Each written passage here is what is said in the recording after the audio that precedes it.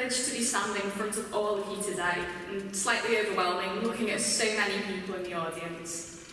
It's a unique perspective as head girl standing on this stage, being able to look at all of you and remember being in exactly the same seats myself, whether being in year 7, unsure about what was actually happening or how I was supposed to behave, or as a prize winner feeling nervous about collecting my prize, or even up there in the choir stalls hoping that I'd remember all of my words, but never here.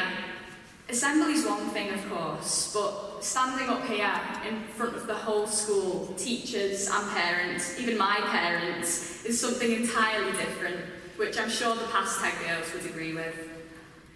When deciding on what to talk about today, the obvious theme was to reflect on this past year.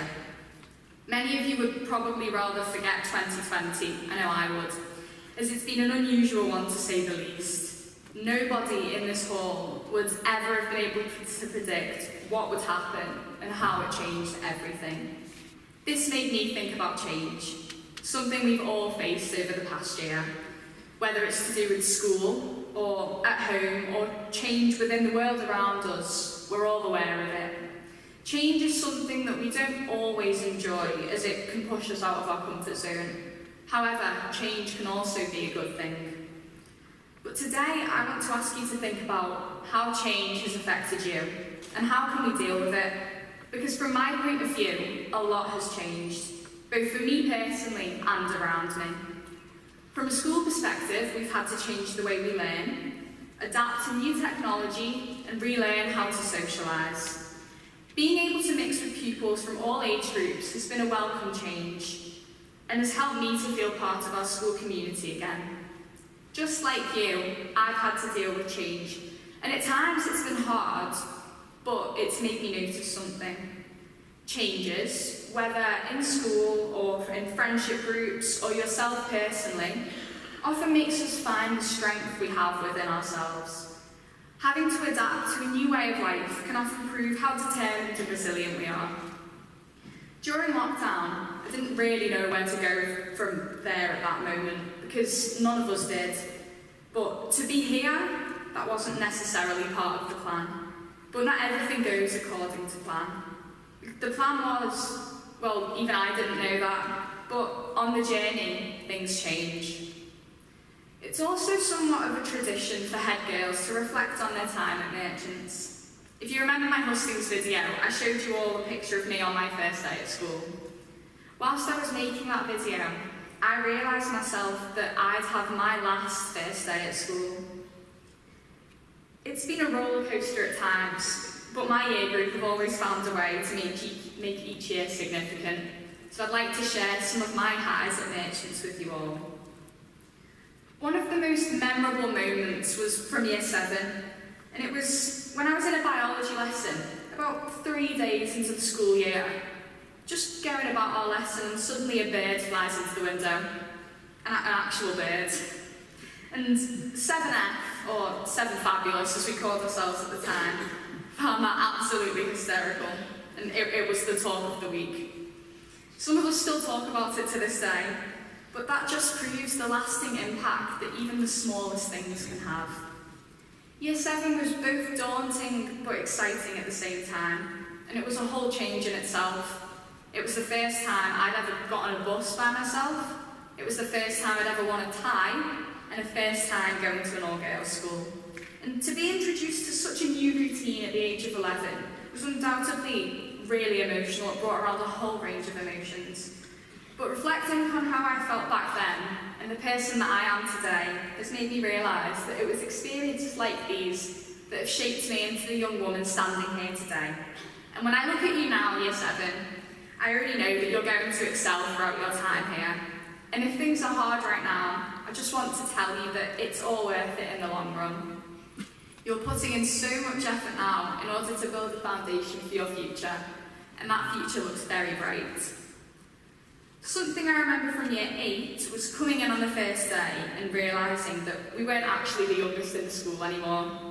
While that was really exciting, growing older means a lot more responsibility. It means that we needed to put so much more effort into school, but it also meant a lot of new opportunities. It was in year 8 that I was introduced to rowing, something that I've stuck with since then to this day, having competed in the Dorset Virtual International Championships just yesterday. I encourage each and every one of you to take up as many of the opportunities that Merchants offers as you can, because, well, you never know until you try. I only went to my very first rowing session because my friends did, but now it's one of my favourite things to do, and it's definitely something that I want to carry on with for years to come. Year 9 was a year of doors being opened.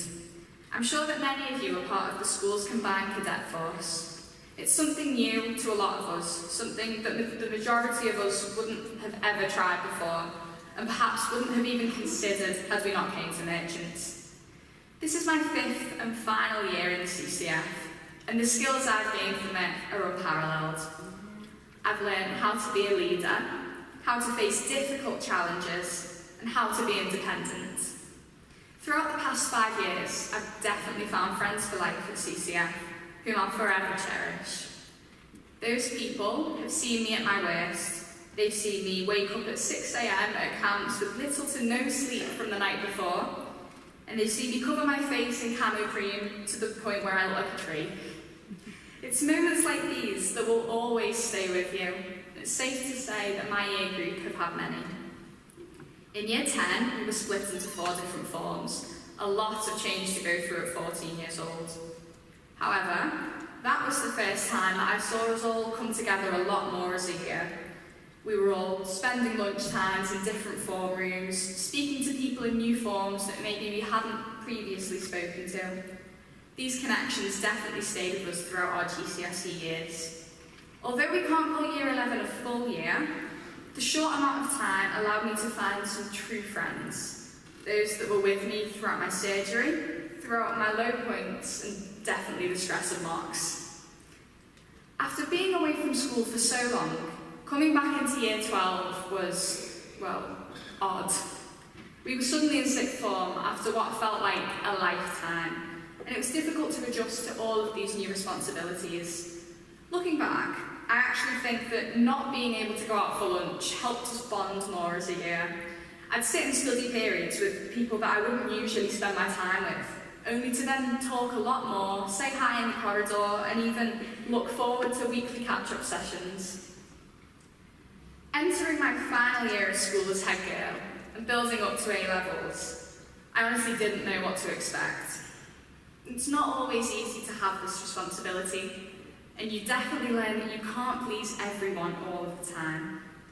But I think it's taught me a lot about myself. Some might say that the role of head girl means you're perfect, but I'm telling you now, I'm far from that. I might not be the smartest or the sportiest, and I can't play a single instrument, but one thing that I have realised is that I'm brave. I've overcome so many things I never thought I'd face, but they've changed me for the better on the inside. Being in a school like this, with so much help and support, has helped me to realise that sometimes it's okay not to be okay. No matter whether you're in year 7 and your biggest problem was having PE and food tech on the same day, or if you've got exams coming up and you're having to cram in those last-minute past paper questions, there are always people around you to support you. I'll be forever grateful for the opportunity that I was given to come to Merchant Taylors. I'm grateful to my parents for always pushing me to strive for my best and always supporting me no matter what.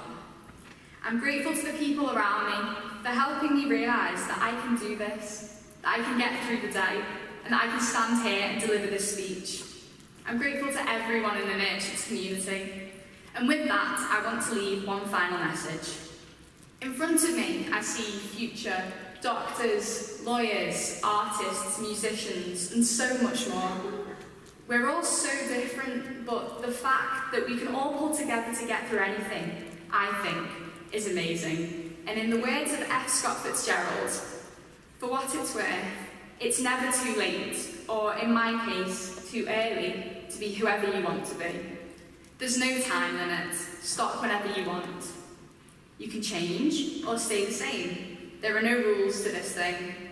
We can make the best or the worst of it. I hope you make the best of it. And I hope you see things that startle you. I hope you feel things like you've never felt before. I hope you meet people with a different point of view. I hope you live a life you're proud of. If you find that you're not, I hope you have the courage to start all over again. Thank you.